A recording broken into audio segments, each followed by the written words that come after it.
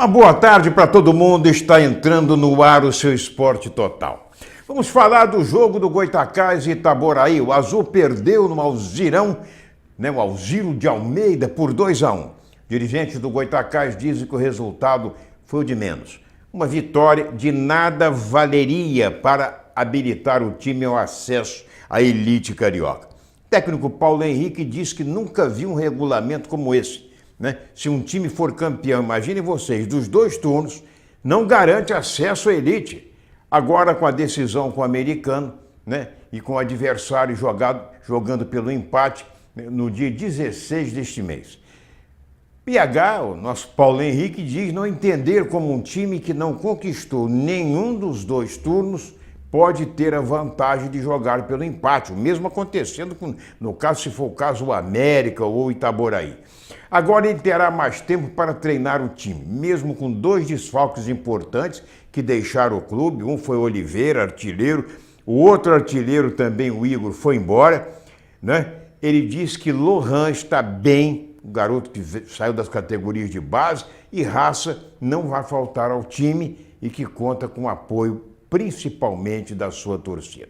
Como o americano tem mando de campo, ainda não está definido o local do jogo. Quem definirá será o americano, por ser o mandante. Pode ser no Arizão, pode ser em Cardoso Moreira e até em Nova Friburgo. Macaé está descartado porque no mesmo dia o time da casa vai jogar no Moacirzão.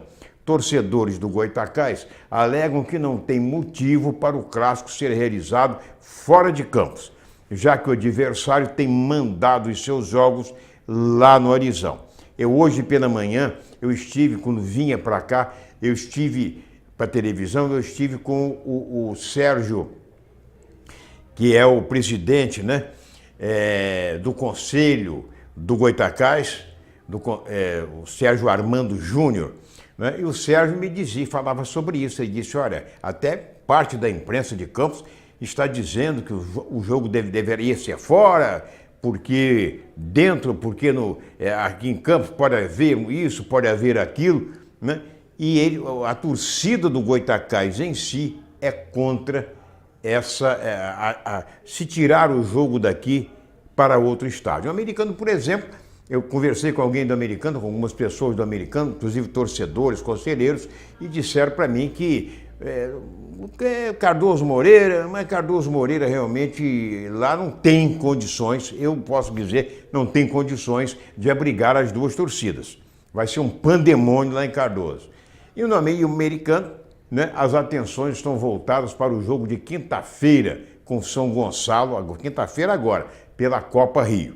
Vai ser o jogo da ida e já está definido que não será no Arizão, e sim no Antônio Ferreira de Medeiros, em Cardoso Moreira, o jogo do americano. A volta será na semana seguinte, lá em Itaboraí, onde que cedia lá os jogos do São Gonçalo. Se passar pelo time de São Gonçalo, o americano já será um dos finalistas da Copa Rio, o que lhe garantirá a presença na Copa do Brasil do ano que vem ou no Brasileiro da Série D. De qualquer forma, os dirigentes estão vendo a possibilidade do time vir a disputar um certame de nível nacional, o que lhe daria maior visibilidade. Isso eu concordo plenamente com eles. Dá outra visibilidade e a gente lamenta que o Goytacás também não tenha se apresentado para disputar esse campeonato, essa Copa Rio. Hoje pela manhã houve apresentação no CT Dr. Eduardo Viana, com revisão médica de rotina e a seguir exercícios físicos num dos campos de treinamento. Um treinamento com bola está previsto para esta tarde. Amanhã acontece o apronto para o jogo com o São Gonçalo, podendo o treino apronto ser realizado até mesmo em Cardoso Moreira, que vai ser o local da partida. Isso ajudaria, a ambientação dos jogadores ali ao gramado do Cardoso, que é muito bom, mas está sendo sacrificado com os jogos também da Série C. Os jogos do Paduano e também do Itapiruna estão sendo realizados lá em Cardoso Moreira. Os torcedores estão se mobilizando para em caravana viajar a Cardoso Moreira para incentivar o time de João Carlos Ângelo na tarde de quinta-feira. O americano precisa vencer. fazer como fez com o Bangu, que ganhou o primeiro jogo com uma diferença de 2 pontos, de 2 gols, perdeu o outro por diferença de um gol lá e se classificou. Então preciso fazer o placar aqui, um placar confortável para o segundo jogo lá em Itaboraí contra o São Gonçalo. Se o americano vencer, já será um dos 2 finalistas. O campeão faz a opção, ou pela Copa do Brasil, ou então pela Série D do Brasileiro, e o vice-campeão fica com a outra vaga, né? Bom, com 10 jogos e 10 vitórias, a seleção brasileira, na era Tite, né, só é festa lá no Amazonas. No treino de ontem na Arena da Amazônia, o estádio ficou lotado de torcedores que chegavam de outros estados até lá do norte do país. Gente do Amapá, Rondônia, Roraima e até de algumas regiões do Pará.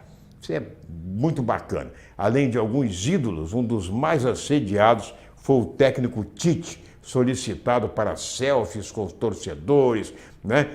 O treinador permaneceu mais de meia hora atendendo a torcida brasileira daquela região, que raramente vai ver a seleção, jogadores de seleção brasileira, né?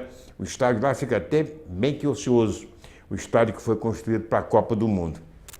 Bom, ainda hoje acontece a viagem para a Colômbia, onde a seleção tentará manter sua invencibilidade nas eliminatórias sul-americanas para a Copa do ano que vem na Rússia. O jogo de amanhã será na cidade de Barranquilla e tem início previsto para as 17h30, portanto não será à noite, será às 5h30 da tarde. A seleção brasileira é a única do continente que já tem presença garantida na Copa. Os outros países já classificados são a própria Rússia, anfitriã, Japão e Irã. Agora, no grupo da CONCACAF, quer dizer, América do Norte, América Central e Caribe, a seleção mexicana também garantiu presença ao derrotar o Panamá por 1-0. Outros com chances amplas de classificação, né, são os costarriquenhos, né, que estão a 5 pontos dos Estados Unidos, de modo que tem boas possibilidades. Gente, o Macaé, hein? Mais uma cacetada justamente para o último colocado, que é o Mogi Mirim. Levou 4 gols na casa do adversário no último sábado. O time do presidente Mirim, né, restando apenas um jogo, vai depender de uma combinação de resultados para escapar do rebaixamento da Série D do Campeonato Brasileiro. Eu quero só comentar o seguinte: imaginem vocês que levou uma goleada, perdeu de 4 para o Mogi Mirim. O Mogi Mirim, há poucos dias, perdeu para o WO, porque os jogadores se negaram a entrar em campo porque o clube lhes devia salários. Quer dizer, perder para um time desse de 4, mesmo no campo do adversário, é brincadeira. No próximo bloco você vai ver. Thalita Bernardo tem início promissor, mas perde no fim para a Renault. Segura aí rapidinho, é pai e bola.